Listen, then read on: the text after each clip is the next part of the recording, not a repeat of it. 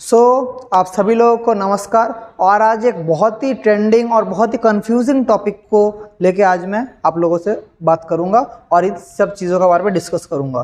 तो अभी पूरे देश में 12 स्टेट्स में चल रहा है SIR, और हम लोग जिस राज्य में हैं, हम लोग जिस स्टेट में हैं वेस्ट बंगाल, यहाँ पर SIR लेके बहुत बवाल मचा चुका है।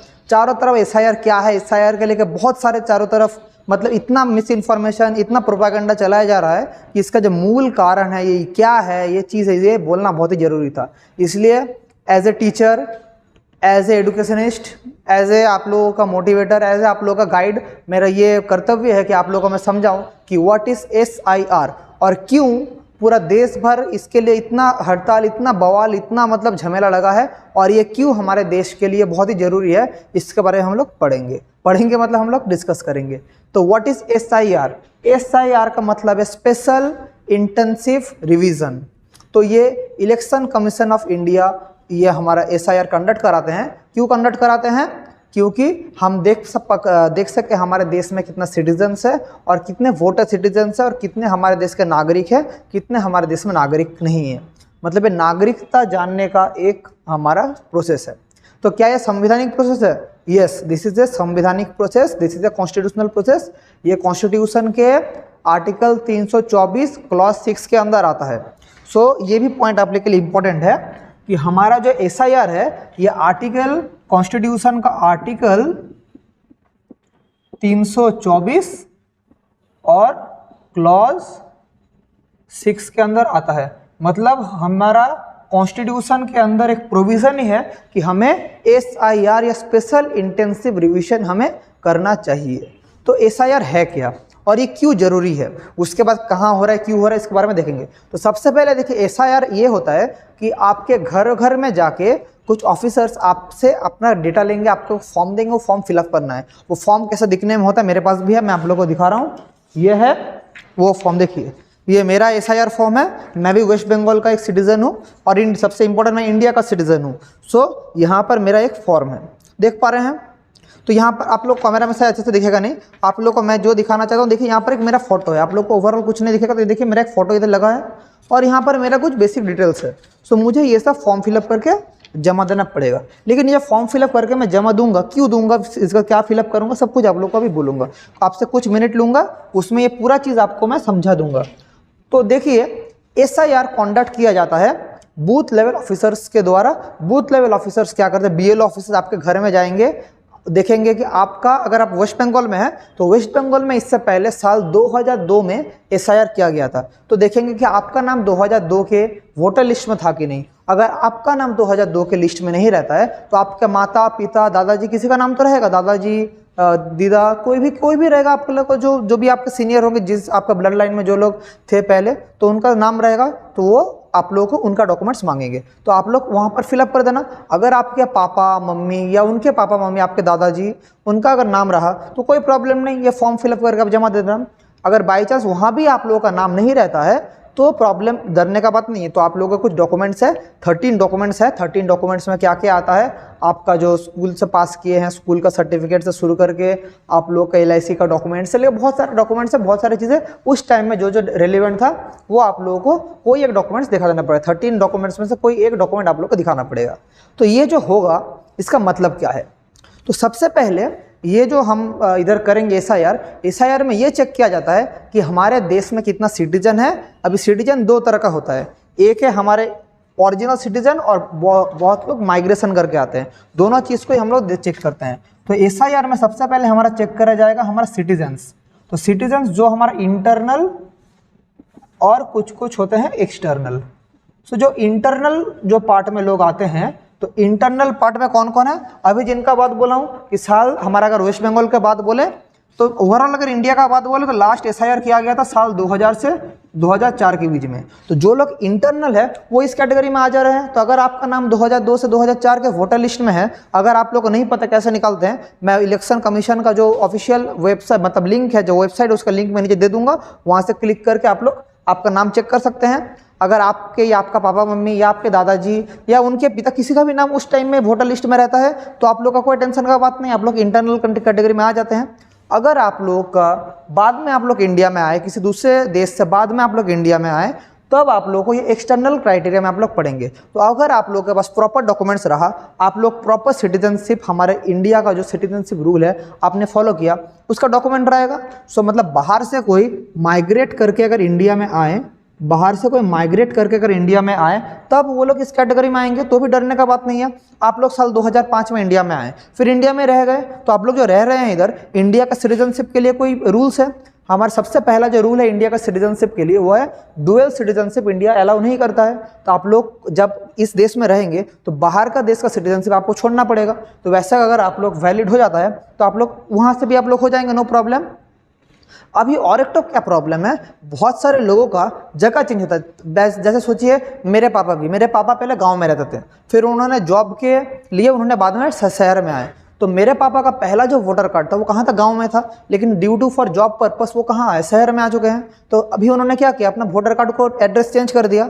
तो क्या हुआ देखिए, तो उनका वोटर कार्ड का एड्रेस चेंज हो गया। लेकिन बहुत सारे, मेरे पापा ने तो वहाँ का वोटर कार्ड कैंसिल किया था, लेकिन बहुत सारे लोगों के अंदर ये वाला सीरियसनेस नहीं रहता है कि अगर आप नया किसी शहर में जा रहे हैं, एज फॉर एग्जाम्पल आप रहते हैं कहीं पर, आप लोग बोले गाँव में रहते हैं, जैसे आप लोग कोई झाड़ग्राम साइड के गाँव में आप लोग रहते हैं, आप लोग जॉब के सेक्टर में आप लोग चले गए कोलकाता में, तो आपने कोलकाता में अपना वोटर कार्ड ट्रांसफर कर लिया, लेकिन आपका पुराना जो वोटर कार्ड था उसको आपने कैंसिल नहीं कराया। तो इधर एक प्रॉब्लम क्या अराइज हो जा रहा है, यहाँ पर एक प्रॉब्लम ये अराइज हो जा रहा है कि कोई अगर चाहे तो आपका जो पुराना वोटर कार्ड है उससे वहाँ पर जाकर वोट कर सकता है। आप तो अपना वोट दे रहे हैं कोलकाता में, मैं जो एग्जांपल बोला समझिए, आप नया जगह में चले गए, आप लोग वोट दे रहे कहाँ? कोलकाता में। तो आपको तो ये नहीं पता चल रहा कि आपके जगह गाँव में, झाड़ग्राम या किसी भी गाँव में आपका वोट कौन दे रहा है, आप लोगों को नहीं पता चल रहा है। तो ये सब चीज़ें भी बंद करने के लिए भी SIR जरूरी है। SIR क्या होगा, आपका जो प्रेजेंट एड्रेस का जो वोटर कार्ड है वही आपका वोटर कार्ड का, वही आपका वोटर नंबर वैलिड हो जाएगा, और जितना भी वोटर कार्ड आपके नाम में इशू हुआ है, पुराना हो सके या किसी और जगह का हो सके, वो सब कुछ क्या होगा?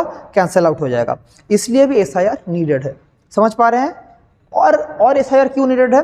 और SIR इसलिए नीडेड है कि हमारे अभी देश में एक्टिव वोटर्स कितना है, कितने लोग अभी जिंदा है और कितने लोग मर चुके हैं, इसके लिए भी हमें जानना चाहिए। क्योंकि बहुत सारे लोग जो 2002 से 4 के बीच में थे, अभी हमारे देश में वो लोग एग्जिस्ट नहीं करते, मतलब देश में एग्जिस्ट नहीं करते, मतलब उनका देहांत हो गया है, they have all died due to ages. अगर किसी इंसान का तब एज 80 साल था तो 2004 से 2025, तो 20 साल में 100 साल के ऊपर तक बहुत ही कम इंसान जिंदा रह पाते हैं, तो बहुत सारे लोग मर जाते हैं। लेकिन हमारे इंडिया एक ऐसा कंट्री है कि यहाँ पर कुछ भी हो सकता है, मरे हुए इंसान भी आके वोट दे सकता है। ये मैं बात क्यों बोल रहा हूँ कि अभी भी बहुत सारे गाँव में या बहुत सारे जगह पर ऐसे जगह हैं जहाँ पर वो लोग मर चुके हैं, लेकिन उनका नाम में अभी भी वोट दिया जाता है। तो इन सब चीज़ों को बंद करने के लिए भी SIR जरूरी है कि हमारा एक्टिव वोटर्स, हमारे प्रेजेंट, हमारे इंडिया में अभी 18 अबव, हमारे इंडिया में अभी जो लोग वोट देते हैं वो क्या है, एज है मिनिमम एज 18, तो 18 अबव कितने आदमी, कितने बच्चे अभी 18 अबव है, कितने सिटीजन 18 अबव है, वो चेक करने के लिए भी SIR नेसेसरी है।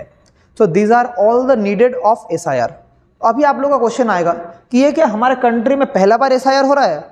चारों तरफ इतना हल्ला हो रहा है, चारों तरफ देख रहा हूँ मैं, जब भी फेसबुक खोल रहा हूँ, इंस्टाग्राम खोल रहा हूँ, बाहर निकल रहा हूँ, जो मोड़ मोड़ में बात कर रहे हैं कि क्या हो रहा है, ये सरकार का साजिश है, ये कर रहा है, वो कर रहा है। मतलब मैं सोच रहा हूँ कि हमारे अभी देश में क्या चल रहा है। लोगों को अपना जो एडुकेशन है, अपना जो इतना एडुकेशन का सोर्स है, चारों तरफ इतना इन्फॉर्मेशन है, फिर भी लोग इतना जो मतलब क्यों चले जा रहे हैं इतना चर्चा में, इतना बेवकूफ़ी जैसा बात क्यों कर रहे हैं, मुझे समझ नहीं आ रहा है। क्योंकि आप लोग इंटरनेट में सर्च करने से मिल जाएगा कि ये पहला बार ये नहीं है कि SIR हो रहा है हमारे देश में। टोटल 1951 से, आप लोग चौंक जाएंगे, टोटल 1951 से 2004 के बीच में 8 टाइम्स SIR हो चुका है हमारे कंट्री में, 8 टाइम्स SIR हो चुका है ऑलरेडी। और 2004 में लास्ट हुआ था हमारे वेस्ट बंगाल का, अगर पर्टिकुलरली बात बोलूं, वेस्ट बंगाल में लास्ट हुआ था 2002 साल में। तो टोटल 8 टाइम्स हो चुका है। ये जो SIR हो रहा है 2025 में, ये कितना टाइम होगा? ये 9th SIR होगा। ये कितना होगा? 9th SIR होगा। तो ये ऐसा नहीं है कि हमारे देश में ये पहला बार SIR हो रहा है। तो पहले जो हुआ था 8 बार हो चुका है, 1951 से 2004 तक 8 टाइम्स हो चुका है। This is 9th SIR। सो ये कोई ऐसा पहला बार नहीं कि SIR हो रहा है। और बहुत सारे राज्य में, बहुत सारे, मैं किसी भी देश, मतलब किसी भी राज्य का, किसी भी CM का नाम मैं नहीं लूंगा, लेकिन कुछ कुछ ऐसे स्टेट के CM हैं जो इसके पूरा विरुद्ध चले जा रहे हैं। लेकिन क्या ये उनका अधिकार है कि वो इसके विरुद्ध जा सकते हैं? नहीं। अगर कोई भी CM, कोई भी पार्टी, कोई भी इंसान SIR का अपोज करता है तो उसके ऊपर भी कानून या संविधान को ना मानने का धारा लगाया जाएगा, जो कि कौन सा धारा है? धारा 356। अगर कोई इसको डिसोबे करता है, अगर कोई इंसान, कोई पार्टी, कोई नेता, कोई अगर करता है तो उसके ऊपर आर्टिकल 356 के तहत उसके ऊपर कॉन्स्टिट्यूशन को ना मानने का चार्जेस लगेगा।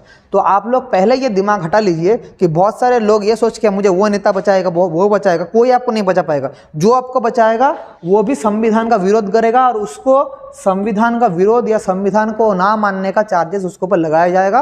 अगर कोई सरकार आपका हेल्प करता है तो सरकार भी गिर जाएगा, क्योंकि कोई हमारा देश कभी भी कॉन्स्टिट्यूशन का विरोध सपोर्ट नहीं करता और ये इज इलीगल। समझ पा रहे हैं?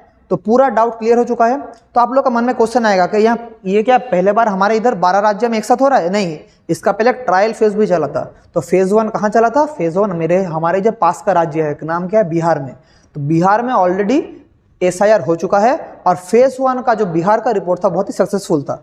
जब ये फेज 1 बिहार का रिपोर्ट बहुत ही सक्सेसफुल था, तब हमारे चीफ इलेक्शन कमिश्नर ने मिलके और सारे जो हमारे BLO सब ने मिलके अभी हमने डिसाइड किया है कि 12 राज्य 12 स्टेट्स में अभी SIR होगा और उन 12 स्टेट्स में एक स्टेट है वेस्ट बंगाल। तो ये मत सोचे कि सिर्फ वेस्ट बंगाल में SIR हो रहा है, ऑलरेडी हमारे जो साइड का राज्य है बिहार में भी हमारा SIR हो चुका है और बहुत ही सक्सेसफुली SIR कंडक्ट हो चुका है। अभी हम लोग समझ गए, तो टोटल 12 स्टेट्स में भी SIR चल रहा है और आगे हर एक स्टेट्स में SIR होगा। तो ये SIR अभी कैसे होता है? SIR कौन कराता है? SIR is conducted by election commission of India. समझ पा रहे हैं? कोई पर्टिकुलर पार्टी या कोई पर्टिकुलर गवर्नमेंट ये नहीं कराता है, ये कराता है कौन? Election commission of India connect कराता है क्या? SIR। अभी देखिए SIR कैसे होगा। तो ये समझ गए SIR क्या है, इसका नीड क्यों है, सब कुछ समझ गए। अभी करेंगे कैसे? तो SIR के लिए सबसे पहले आपके घर घर में बूथ लेवल ऑफिसर जाएंगे और मैं जिस फॉर्म का बात बोल रहा था, ये वाला फॉर्म आपके घर में देंगे। अगर मेरे तरह आप भी होंगे कि आपका 2002, अगर कोई बच्चा देख रहे हैं जो मेरे पास क्लास करता है वो देख रहे हैं, तो उन लोग का तो अभी 18 साल नहीं हुआ है। लेकिन जैसे मेरा 2002 का साल में 2002 में मेरा नाम वोटर लिस्ट में नहीं था, तो यहाँ पर मैं क्या करूँगा? तो मैं क्या 2002 का वोटर लिस्ट में मेरा नाम नहीं था, तो मैं क्या इंडियन नहीं हूँ? हाँ, मैं इंडियन हूँ। तो मेरा नाम नहीं था तो क्या हुआ? मेरे पापा का नाम था, मेरे मम्मी का नाम था। तो यहाँ पर मुझे क्या करना पड़ेगा? यहाँ पर मेरे पापा का नाम देना पड़ेगा, मेरा मम्मी का नाम देना पड़ेगा, फिर उनका जो एड्रेस था, उनका जो वोटर नंबर था वो देना पड़ेगा, उसके बाद मेरा डिटेल्स फिल करना पड़ेगा। तो ये है सैम्पल। और अगर आपके जो पिता माता जो लोग हैं उन लोग का नाम अगर रहता है उधर, तो उन लोग का कोई प्रॉब्लम ही नहीं है, वो लोग 2002 का अपना फिलअप करके दे देंगे। तो मेरा भी कोई प्रॉब्लम नहीं है, आपका भी प्रॉब्लम नहीं है। तो प्रॉब्लम होगा किसका? प्रॉब्लम उसी का होगा जिसको कहीं पर नहीं था, अचानक से आके पैदा हो गया। तो बांग्लादेश से आ रहा है या भूटान से आ रहा है, नेपाल से आ रहा है, कहाँ से भी आ रहा है, तो आपका तो कुछ डॉक्यूमेंट्स रहेगा बेटा, डॉक्यूमेंट्स रहेगा तो कोई प्रॉब्लम नहीं है। तो यही है पूरा SIR का बात। तो इसको लेके चारों तरफ इतना प्रोपागंडा फैलाया जा रहा था, इतना मिस इन्फॉर्मेशन फैलाया जा रहा था, तो इसलिए मैं सोचा कि आपको पूरा डिटेल्स बता दूं कि SIR क्या है। ये पूरा एक संवैधानिक प्रोसेस है और हर एक सिटीजन को ये करना पड़ेगा, और ये करना आपको पड़ेगा, मतलब कोई चॉइस नहीं, you must do it, it is your duty to do this. अगर आप नहीं ओबे करते हैं तो आप लोग भी कॉन्स्टिट्यूशन के विरुद्ध जा रहे हैं। ठीक है, आई होप ये वीडियो से आपका सारा डाउट क्लियर हो चुका है। तो चलिए आज का वीडियो यहाँ पर एंड करते हैं। आप सभी लोगों को बेस्ट विशेष और थैंक यू।